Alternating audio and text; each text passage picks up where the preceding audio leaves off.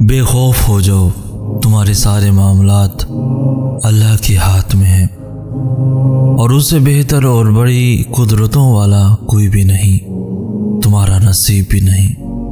وہ تمہیں خود تک لانے کے لیے ایک شخص سے گزروا رہا ہے، وہ تمہاری یہی محبت دیکھ کر خود کے عشق میں لگا رہا ہے۔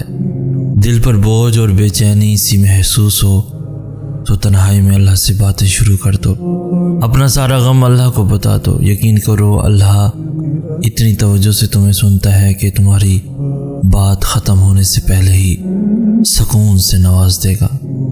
ان ساری باتوں کے پیچھے بہت سی حکمتیں اور مصلحتیں چھپی ہیں، اس لیے پریشان ہونا چھوڑ دو، اللہ سے جڑے رہو، اللہ سے مدد مانگتے رہو اور صبر سے اللہ کے فیصلوں کا انتظار کرو۔ یوں مایوس بیٹھے رہنے سے کیا ہوگا، معجزہ تو اللہ کے روبرو کھڑے ہونے سے ہوگا۔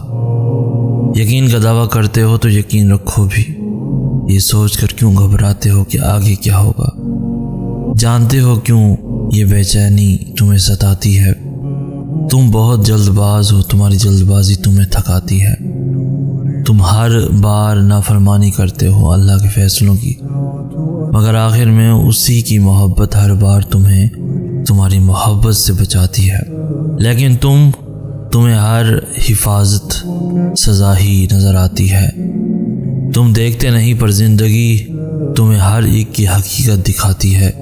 جس نے سنا ہے تمہیں ہر دفعہ، اس کی بس ایک دفعہ سن لینے سے کیا ہوگا؟ کافی کر کے دیکھو اللہ کو، پھر تمہیں کچھ بھی نہ چاہیے ہوگا۔ اس کی چاہ کو چاہو، پھر وہی ملے گا جو تم نے چاہا ہوگا۔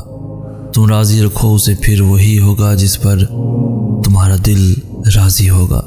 سب کا سب تمہارا جب تمہارا کارساز اللہ ہوگا۔ اگر اللہ کچھ محرومیوں کا ہماری ذات کا حصہ بناتا ہے تو بہت سی رحمتوں سے بھی ہمیں نوازتا ہے۔ اگر وہ کوئی داستان ادھوری چھوڑتا ہے تو بہت سے قصوں کو ان کے پرسکون اختتام تک بھی لاتا ہے۔ زندگی اسی کا نام ہے، کچھ مل گیا اور کچھ کھو دیا۔ جو صبر نہیں کرتے وہ ہمیشہ بے چینی میں مبتلا رہتے ہیں، اور جو صبر کر لیتے ہیں اللہ انہیں اپنی چاہت میں سکون دے دیتا ہے۔ تو پھر کیوں ظلم کر رہے ہو خود پر؟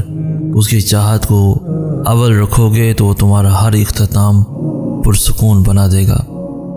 تم واقف نہیں، شاید تمہارا رب سب کچھ کر سکتا ہے۔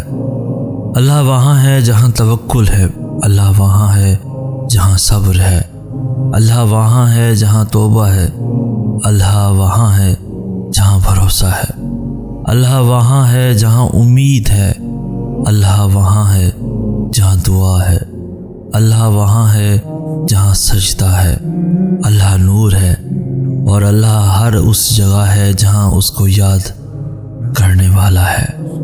اللہ تعالیٰ کا وعدہ ہے جو تیرا نصیب ہے وہ تجھے ضرور ملے گا، چاہے وہ 2 پہاڑوں کے نیچے کیوں نہ ہو، اور جو تیرے نصیب میں نہیں ہے تجھے کبھی نہیں ملے گا، چاہے وہ 2 ہونٹوں کے درمیان ہی کیوں نہ ہو۔ ہر چیز دنیا میں ایک پروسیس کے ذریعے ہوتی ہے۔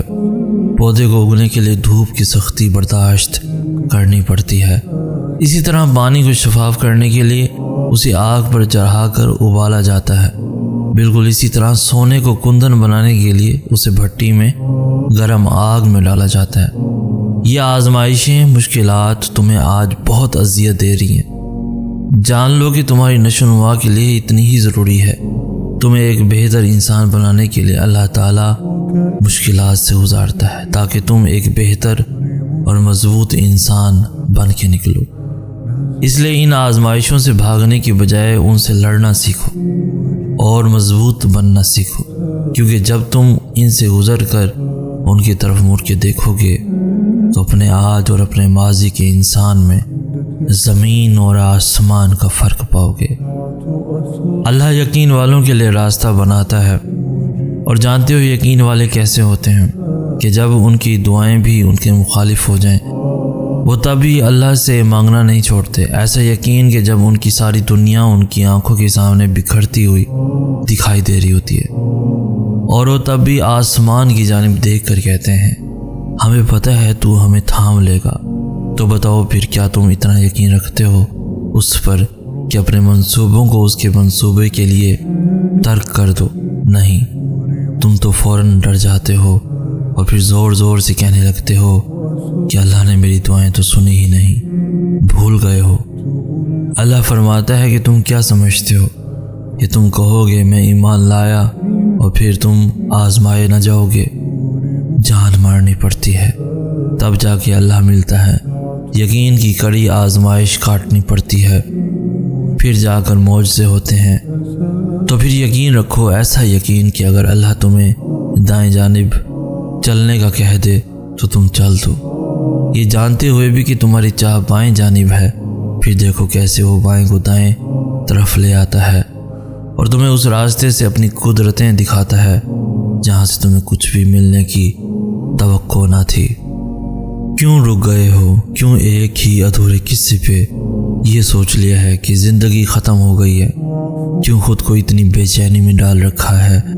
حقیقت اور وسوسوں میں بہت فرق ہوتا ہے۔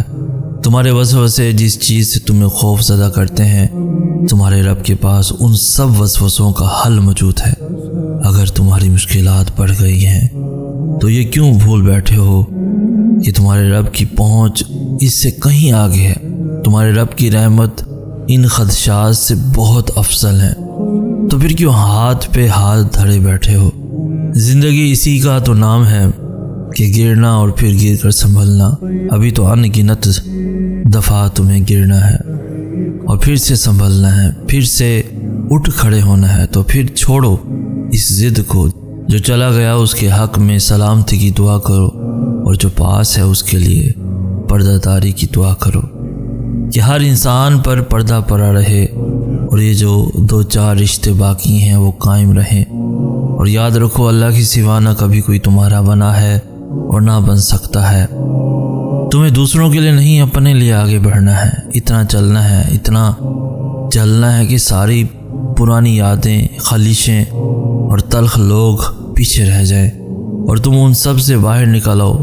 کائنات کی نظر میں تم کبھی سرخرو نہیں ہو سکتے اور نہ تمہیں دنیا کے لیے خود کو وقف کرنے کی ضرورت ہے۔ تمہیں اللہ کی نگاہ میں سرخرو ہونا ہے تو پھر خود پر بھی رحم کرو اور اپنے ارد گرد سانسیں لینے والوں انسانوں پر بھی۔ کب کون کیسے اس جہان فانی سے رخصت ہو جائے کچھ اندازہ نہیں، کچھ وعید نہیں۔ تو پھر یہ جو چند لمحے ہیں انہیں جی لو جی بھر کر، اور دوسروں کے لیے بھی یہ سانسیں مشکل نہ بناؤ۔